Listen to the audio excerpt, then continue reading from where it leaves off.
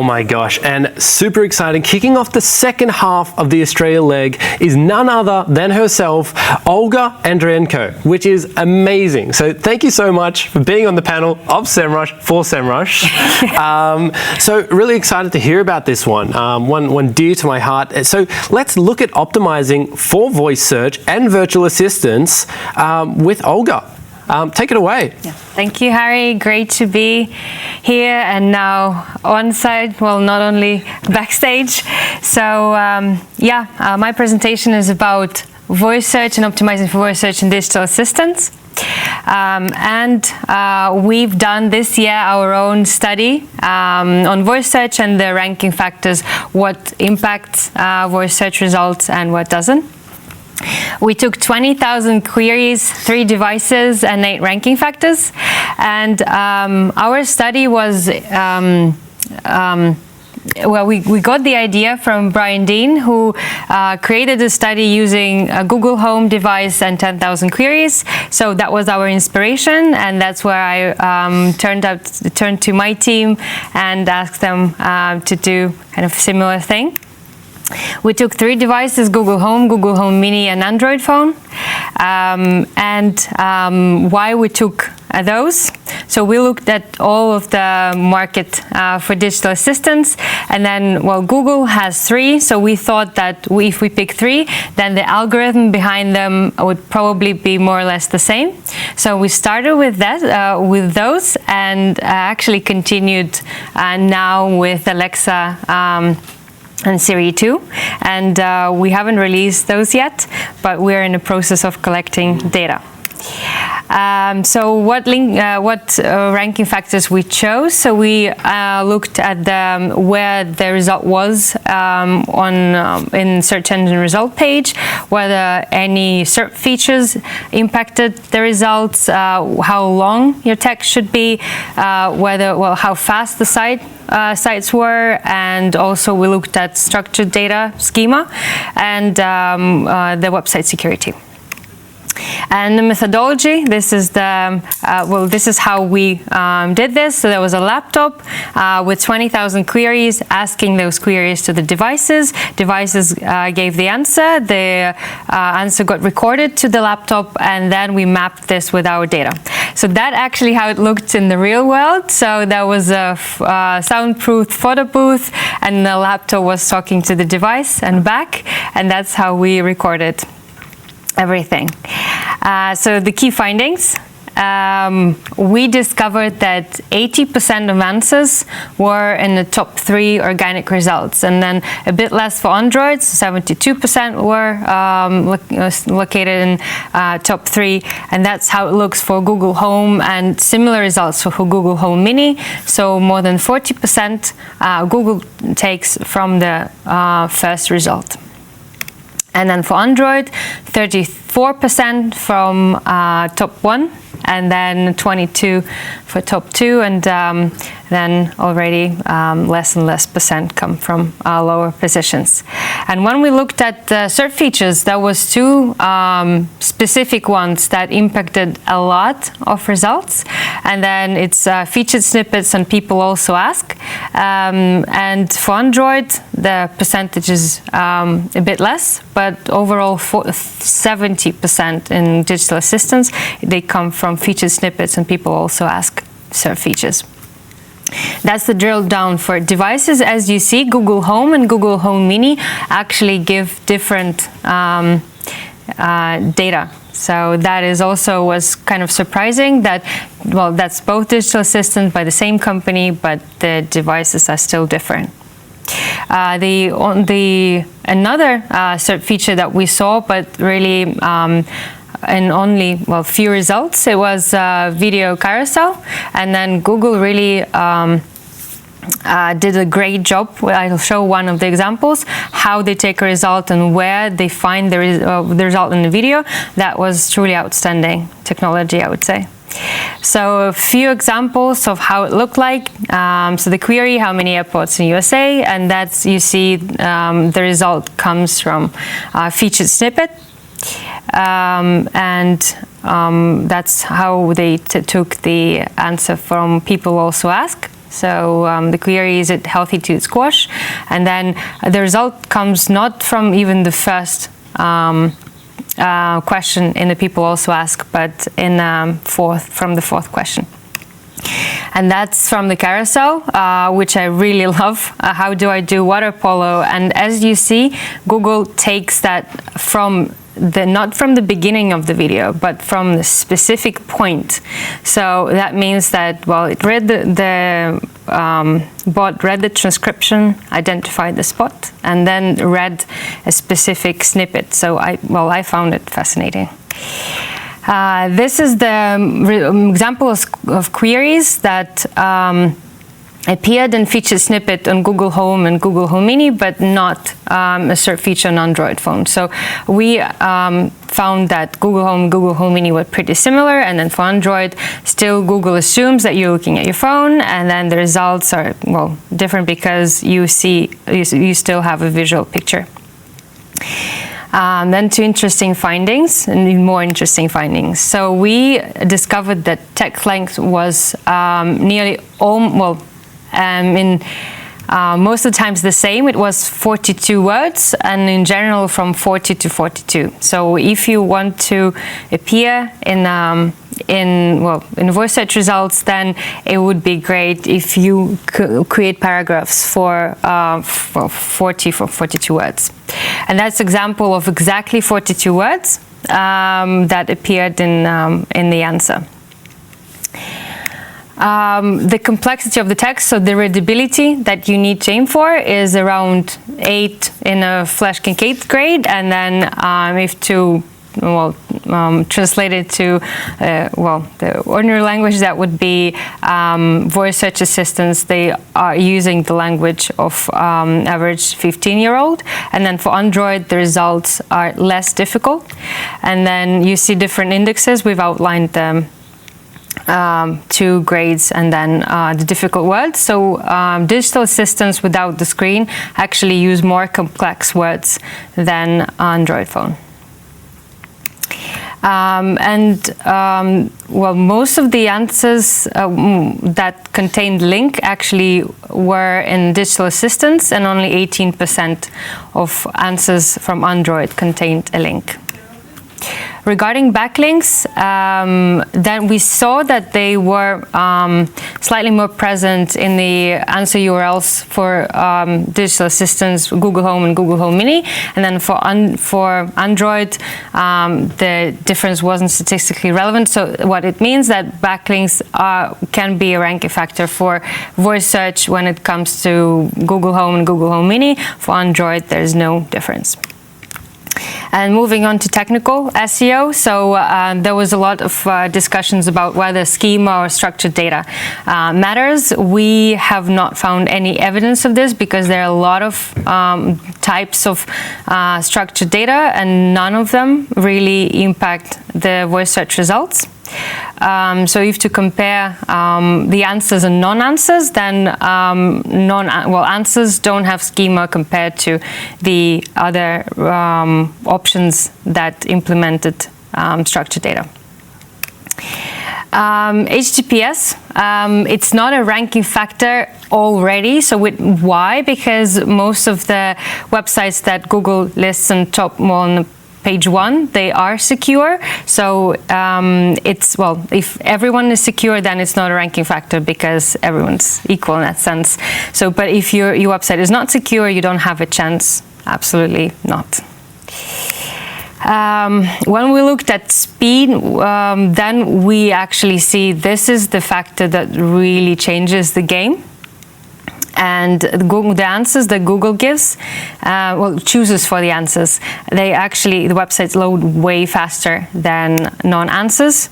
So when we compare answers and non-answers, then you see that the time to first byte and time to interactive, they're all quicker and loads faster for the answers.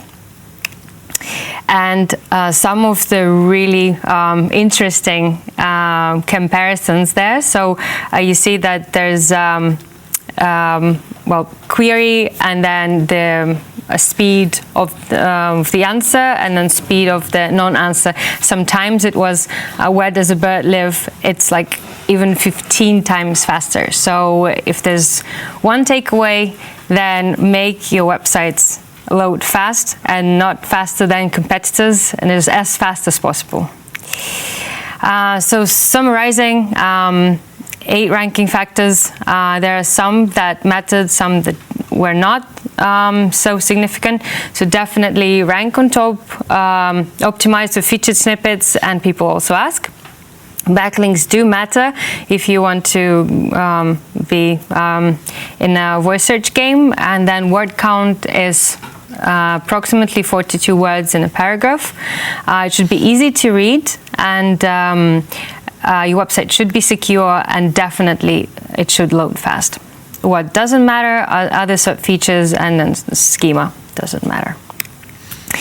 Then we decided to ask how often people are using voice search. Considering that's a global audience of different, who speak different languages, then majority of English-speaking people actually, they were in sometimes and rarely parts, and then never were answered mostly by the non-English speaking audience. But still we see that not everybody uses voice search, and what Google says, that they're trying to add new ways for people to search. So voice search will not replace the other means of search, the desktop and mobile, and so there is just another way, and whoever chooses that as a preferable one has the option. What the statistics that I actually really believe in, that so 1 in 5 searches on mobile is being done with voice. So this is where we are now for sure. So 20% is still the number that makes voice search serious already. But I would say that it's easy in some way to incorporate the efforts you put in voice search in your regular SEO efforts, and some things that you can focus already today. Obvious suggestion here would be if 70% of the results came from featured snippets and people also ask, this is what you should focus on, and this is anyways on top of the results in mobile and desktop, so you definitely need to focus on in regular SEO too. That's our suggestions on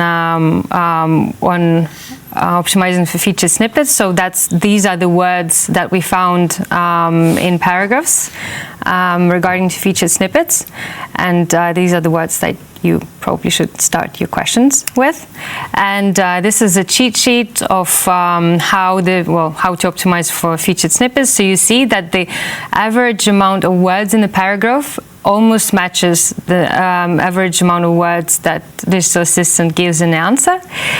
So definitely when you answer the question, then use the paragraph of 40 to 42 or 44 words.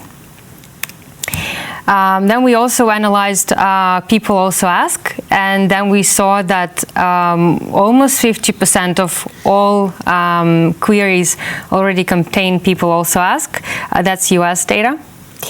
And what we also saw is that majority of the links that are listed in people also ask boxes, they do not rank in any of top 100 results for the initial query, which means that if you're ranking on the top page and in featured snippet for some of the queries that are relevant to you, they will be semantically connected to other queries, and then you have a chance of ranking in people also ask boxes for the queries that you couldn't even have imagined. So there's hope. And 2 tools that I would recommend while optimizing for featured snippets and people also ask in voice search.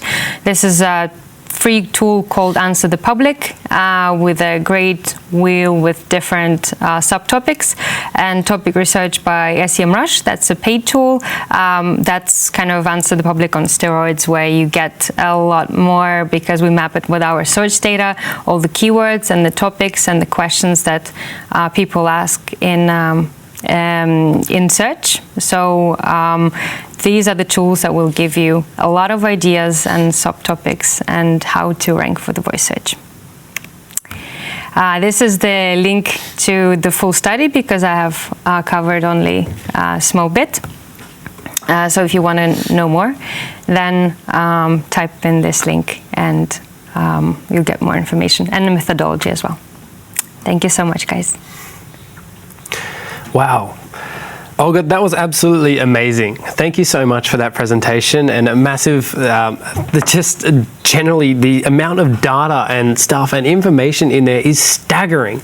And I think a true testament to the kind of quality content that SEMrush wants to put out, these research studies to demystify a lot about what kind of people are looking for. So that's absolutely awesome to see. So we've got a heap of questions coming in, stacks.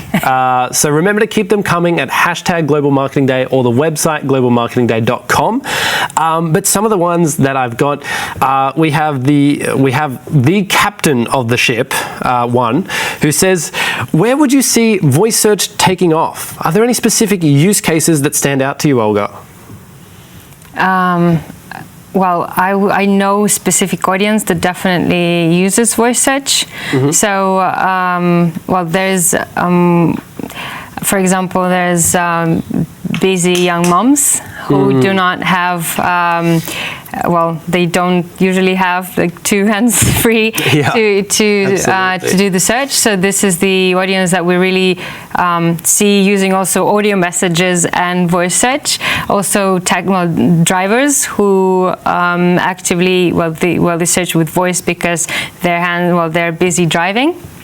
And there's a lot of senior people that just find it easier to, and then that's what I hear more and more, that like my mom uses voice search. So this is a response like from young generation that I don't use voice search, but my mom does. And that's where I think for anyone who's targeting a specific age group, then definitely this is the way to go. And I cannot comment on ways to monetize it yet, but I would say that when Google finds a way or suggests ways for you to monetize it, then probably you want to be the trusted source. You don't want your competitor to be the trusted source. You want your website to appear in the results and then secure your spot pretty early while everyone is still kind of figuring it out. So it's really good to be ahead of the game.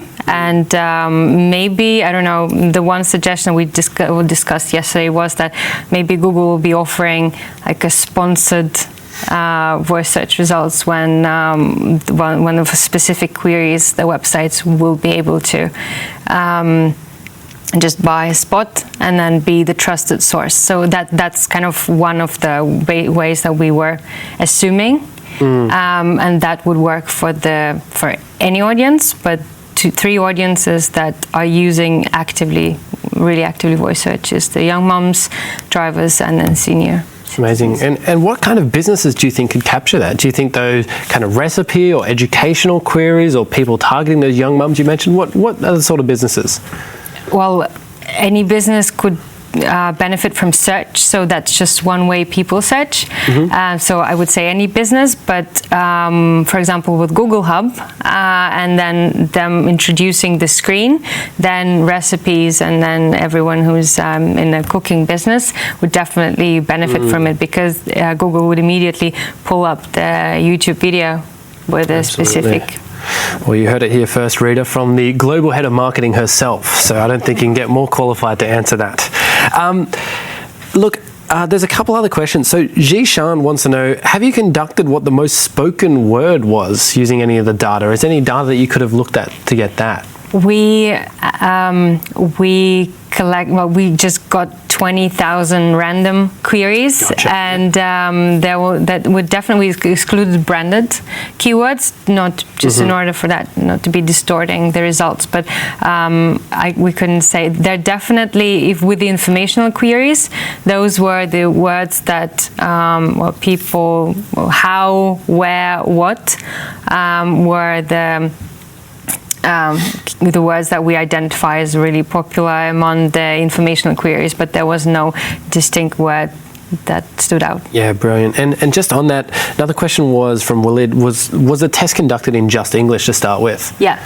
And then it was, so we needed to place the devices, and it was New York. So that's there's a whole post on article on methodology, and then so we had to use one location. It was New York. So that's the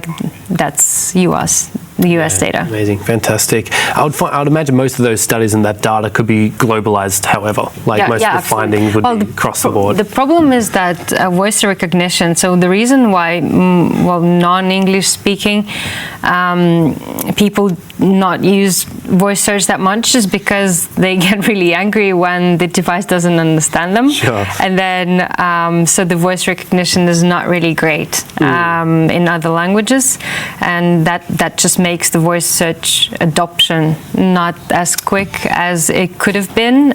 But in English, devices are really good, really doing a good job. Absolutely. So 2 questions on adoption. I'm just segueing them in.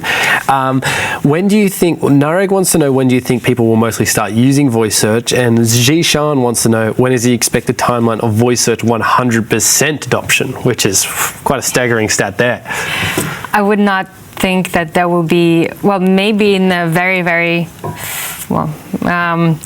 far future, we'll see that everybody's searching with voice, but I don't really believe that it's going to happen anytime soon. And so the number of devices that people buy is growing, but the most common use case for those devices is not search, it's commands, so it's orders like Alexa, turn on the lights, Alexa, put on the music. And then, so this is why the devices are bought mainly, and the search is the second reason, like the second use case. So when you see the graph of the number of devices being bought, it doesn't mean that the voice search grows with the same, so it doesn't correlate. And then what we see also with Amazon's devices being bought way more than the others, or the growth of the purchases increases exponentially. But then Alexa, actually, while my team does the extra study with other devices, we see that the recognition of search in Siri and Alexa, they are not that great as with Google, because Google's geared towards search. Yeah. So I don't see answering the questions, I don't see 100% happening anytime soon or even ever. And then, adoption is happening, but the digital assistant usage adoption is happening way quicker, but not for voice, but just for commands, for just usual day-to-day orders. Yeah, no, and we're seeing that a lot. And voice search 100% adoption, I don't think we're going to see for a long time, because there's so many moments and things that we Google that we might not want to say out loud. How do I spell orangutan, or all the other searches that we might do on a day-to-day basis? And going along with the commands, a lot of people are using voice assistants for those commands, and I think we should just be polite to our potential robot uprising lords, just as we say please and thank you at the end of those commands. Going back to more relevant to the study, Olga, I'm really interested to hear about those findings around the massive opportunity in people also ask. How do you think smaller businesses or smaller players could leverage that? Since it's longer queries, that's an amazing opportunity for small businesses to really maybe build FAQ pages, or just really build the content and answer the relevant queries that would be for low search volume, like a really, really long tail keywords. And that's the long hanging fruit for them. So they are not likely to rank for really high volume keywords, but they are able to be competitive for a lower volume keyword. So that's where I believe they will really benefit from helping the audience. Absolutely, no, fantastic. And even we're seeing the other things in that study, like the load time being a massive factor, and we're seeing that across e-commerce queries as well, which is very interesting. But very interestingly, seeing schema, not such a big primary driver that a lot of people have made it out to be. What are your thoughts on the brands that have spent a lot of time and effort into implementing that kind of schema for the purpose of voice? I think that schema helps in a lot of ways, and then there are a lot of types. So I wouldn't say that, companies are implement schema for the sake of ranking in search, not necessarily for voice search. So schema is super helpful for mobile and desktop results, and then you should still use it, and then to the best of your ability. But then, if it doesn't matter for voice search, then probably Google will introduce some type of schema that will impact the results, that will help them recognize the result better. So I think it's just whilst voice search is developing, Google is also developing ways for them to recognize it better. Awesome. And on behalf of a lot of the people watching, what is the inside scoop of what SEMrush is doing around voice? Are you guys engaging voice to generate leads, or look at other strategies that you can use voice for? So far, even Google struggles on giving the data for voice search. So when we are a third-party provider, we look at what triggers the results, and then being that featured snippets, and people also ask, we helping SEOs to work on those, and also on page speed. So we're trying to help the cause, but we're not giving so much data on voice search because there's not much data at all on this. Absolutely, no, that's awesome. Look, massive thank you, Olga, head of marketing globally for SEMrush, the very conference that you guys are watching now.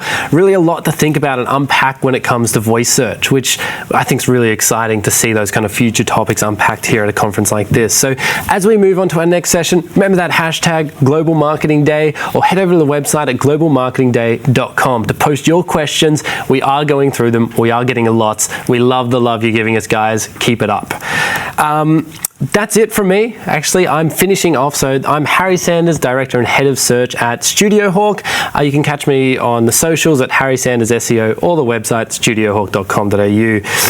Now, our host for the next set of sessions here in Sydney is Olga Andrienko herself, Head of Global Marketing at SEMrush, one of Top Rank's 25 most influential women in digital marketing in 2018. That is amazing, Olga. So excited to hear. We're going to show you a quick video as we switch hosts, and thank you. And a sincere thank you to everyone, and we hope you enjoy the rest of the conference. There is still tons and tons and tons of valuable information that SEMrush are literally given to you guys for free. It is the first of its kind, and I can't wait to see how Olga takes over from here. Thank you.